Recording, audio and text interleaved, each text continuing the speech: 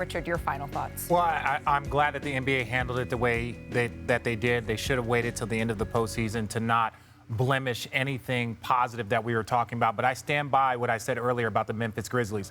I don't care how much it impacts them. Honestly, don't care how much it impacts their fans from a positive way, in the sense of this. They knew all of these things were going on. They were getting out. They were getting out. More and more information was getting out, and it was never handled internally properly. Shoot, even when it got out the first time, it was not handled externally the right way. And so the NBA had to step in for a second time. So when they talk about the impact of the Memphis Grizzlies, when we talk about what they do, what we should be talking about, what they should have done months and months ago. So for me, I think this is a great lesson to all of the teams. Handle your stuff internally before mom and dad get home, and then it has to be handled in a different way. I think there's sometimes a misconception as to what all of us root for here. We root for good basketball. We root for good games. We root for things that are entertaining and for the health of the league, because ultimately all of us got into this because we are fans of the game, because we appreciate this game that is so great.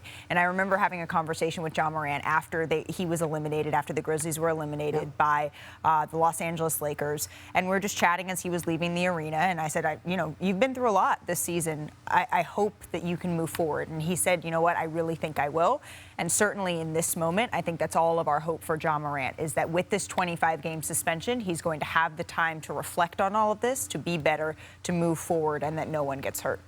I know, well said, well said. We all root for him, and I think that starts with him as one of the faces of the league to get the proper help, because our job is to grow the game. Absolutely.